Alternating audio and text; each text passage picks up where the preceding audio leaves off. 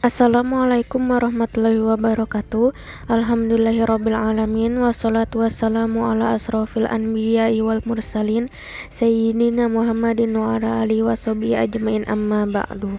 Yang pertama, yang kami hormati Ibu Irma Yuliani, SEMSI, selaku dosen pengampu ekonomi internasional, serta teman-teman yang kami banggakan. Kami dari kelompok 1 akan mempresentasikan makalah yang berjudul Pengantar Ekonomi Internasional. Sebelumnya, perkenalkan, nama saya Rizka Nurul Herawati selaku moderator dan pemateri pertama. Kemudian ada Muhammad Maulana Yusuf sebagai pemateri kedua dan Heriansa sebagai pemateri ketiga. Materi presentasi yang pertama ada definisi ekonomi internasional, yang kedua ruang lingkup ekonomi internasional, dan ketiga manfaat dan tujuan ekonomi internasional. Langsung saja mulai materi pertama. Ekonomi internasional merupakan cabang ilmu ekonomi yang menganalisis hubungan ekonomi lintas negara, termasuk perdagangan barang dan jasa, investasi, serta aliran modal yang melampaui batas geografis suatu negara. Perdagangan internasional berfungsi sebagai salah satu pendorong utama dalam proses pertumbuhan ekonomi. Karena perdagangan melibatkan kegiatan ekspor dan impor, maka salah satu atau kedua kegiatan tersebut mampu menjadi sumber utama penggerak pertumbuhan ekonomi. Konsep dasar ekonomi internasional berlandaskan teori keunggulan komparatif yang dijelaskan oleh David Ricardo tahun 1817. Menyatakan bahwa suatu negara dapat melakukan perdagangan yang menguntungkan meskipun kurang efisien dalam memproduksi komoditi tertentu. Indonesia dengan ketersediaan sumber daya alam dan tenaga kerja melimpah cenderung mengekspor produk berbasis sumber daya alam dan manufaktur padat karya, sementara mengimpor teknologi dan produk berteknologi tinggi untuk mendukung proses industrialisasi dalam negara. Baik, kita masuk ke materi yang kedua, yaitu adalah ruang lingkup ekonomi internasional. Jadi secara garis besar, ruang lingkup ekonomi internasional itu terbagi menjadi dua, yaitu mikroekonomi dan makroekonomi.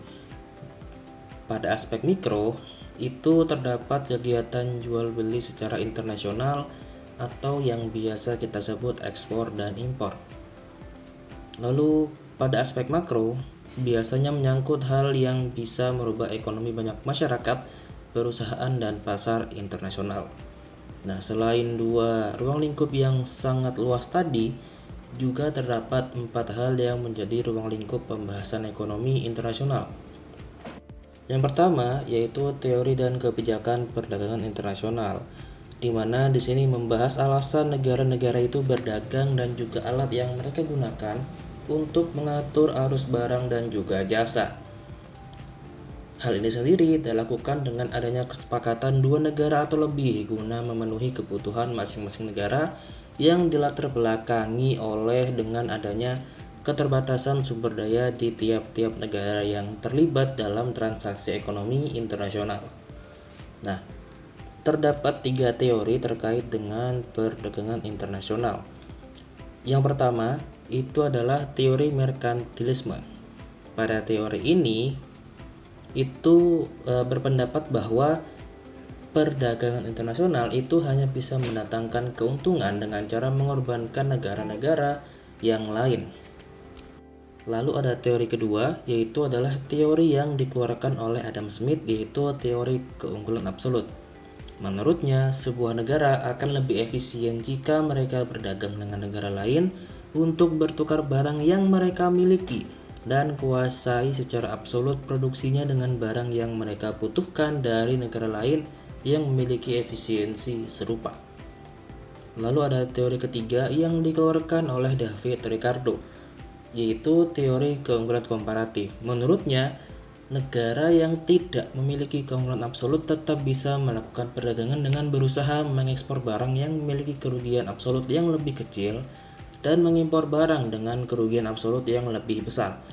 Jadi harga suatu barang tergantung dari banyaknya tenaga kerja yang dicurahkan untuk memproduksi barang tersebut.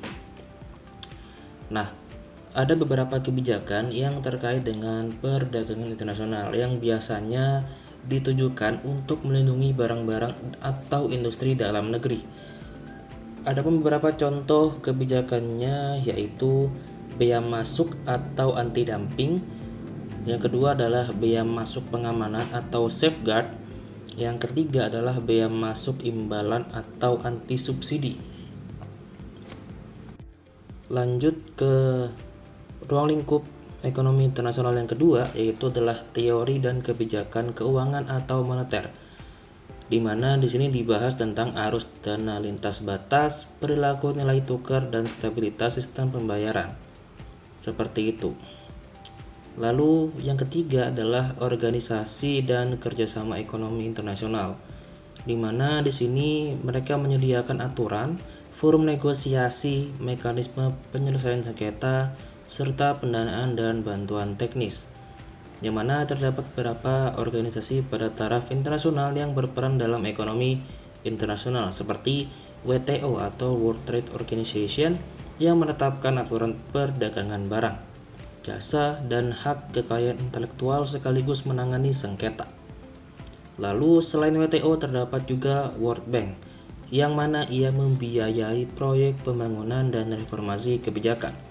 Lalu selain itu ada juga IMF atau International Monetary Fund, yang mana ia berperan pada stabilitas moneter global dan menyediakan fasilitas pembiayaan saat krisis seperti pada tahun 98 yang terjadi di Indonesia. Yang keempat adalah perusahaan multinasional dan bisnis internasional. Perusahaan multinasional adalah perusahaan yang memiliki dan mengelola operasi di lebih dari satu negara. Mereka memperluas usaha karena beberapa alasan, yaitu ingin menambah pasar baru, mencari bahan baku yang lebih murah atau lebih stabil, menekan biaya produksi, atau mendapatkan aset seperti teknologi dan juga merek. Dengan adanya perusahaan multinasional itu memiliki beberapa dampak positif dan juga negatif. Dampak positifnya akan terjadi transfer teknologi dan juga ilmu, membuka lapangan pekerjaan, menambah penghasilan negara melalui pajak, dan industri lokal bisa masuk ke rantai pasok global. Namun, ada sisi negatifnya, yaitu UMKM lokal bisa kalah saing. Ada risiko transfer pricing atau pengalihan laba untuk mengurangi pajak. Lalu industri bisa bergantung kepada impor bahan baku dan kegiatan produksi berpotensi menimbulkan masalah lingkungan. Baik, seperti itu. Di sini saya akan melanjutkan materi selanjutnya. Yang ketiga yaitu ada manfaat dan tujuan ekonomi internasional. Jadi yang pertama yaitu manfaat ekonomi internasional sendiri ini terbagi menjadi 4. Yang pertama yaitu memperoleh barang yang tidak dapat diproduksi di negeri sendiri.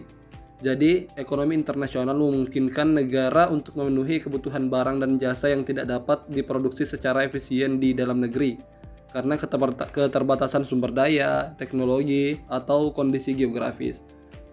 Lalu yang kedua yaitu memperoleh keuntungan dari spesialisasi.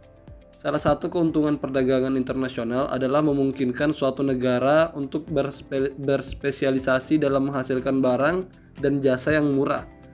Teori keunggulan dan komparatif menunjukkan bahwa negara-negara berdagang satu sama lain dalam barang dan jasa karena konsep perbedaan dan dalam sumber daya alam, modal manusia, modal keuangan, dan kemampuan teknis negara-negara. Lalu yang ketiga yaitu memperluas pasar dan menambah keuntungan. Perdagangan internasional memungkinkan produsen untuk memperluas jangkauan pasar mereka ke luar negeri, sehingga dapat meningkatkan volume produksi dan mencapai skala ekonomis yang lebih efisien. Dengan perdagangan dunia, efisiensi global akan tercapai karena pelaku ekonomi, yaitu konsumen dan produsen, akan mencari alokasi sumber-sumber produksi yang paling efisien. Lalu yang keempat yaitu transfer teknologi modern. Ekonomi internasional memungkinkan suatu negara untuk mempelajari teknik produksi yang lebih efisien dan cara-cara manajemen yang lebih modern. Perdagangan internasional memfasilitasi transfer teknologi dan pengetahuan antar negara melalui bentuk kerjasama ekonomi. Lalu yang selanjutnya yaitu ada tujuan ekonomi internasional, terbagi menjadi 4 sendiri, yaitu ada yang pertama peningkatan kesejahteraan global. Tujuan fundamental ekonomi internasional adalah meningkatkan kesejahteraan seluruh umat manusia melalui alokasi sumber daya yang lebih efisien secara global dengan melakukan perdagangan internasional. Hal tersebut akan memberikan keuntungan dan membuat pertumbuhan ekonomi negara tersebut secara langsung berupa pengaruh terhadap alokasi sumber daya maupun secara tidak langsung, seperti banyaknya investor yang masuk. Lalu yang kedua yaitu stabilitas ekonomi dan financial global. Stabilitas ekonomi global merupakan prasyarat penting untuk pertumbuhan ekonomi berkelanjutan. Perdagangan internasional adalah kegiatan atau aktivitas ekonomi yang melibatkan dua negara atau lebih dengan tujuan untuk memenuhi kebutuhan masyarakat negara tersebut. Koordinasi kebijakan ekonomi antar negara diperlukan untuk menjaga stabilitas perekonomian global. Yang ketiga yaitu pembangunan berkelanjutan. Tujuan ekonomi internasional modern erat kaitannya dengan agenda Sustainable Development Goals PBB. Hal ini mencakup pertumbuhan ekonomi inklusif, perlindungan lingkungan, dan keadilan sosial. Implementasi SDGs dalam program pemerintah Indonesia menunjukkan komitmen terhadap kesejahteraan masyarakat yang berkelanjutan. Lalu yang terakhir yaitu pengurangan kesenjangan ekonomi. Jadi ya salah satu tujuan penting ekonomi internasional adalah mengurangi kesenjangan ekonomi antara negara maju dan negara berkembang. Perdagangan internasional juga penting karena dapat membantu menciptakan lapangan pekerjaan yang lain. Kesimpulannya, ekonomi internasional adalah cabang ilmu ekonomi yang menganalisis hubungan ekonomi lintas negara, meliputi perdagangan barang dan jasa, investasi, serta aliran modal yang melampaui batas geografi suatu negara. Konsep ini berlandaskan pada teori keunggulan komparatif David Ricardo yang memungkinkan negara melakukan perdagangan menguntungkan melalui spesialisasi produksi.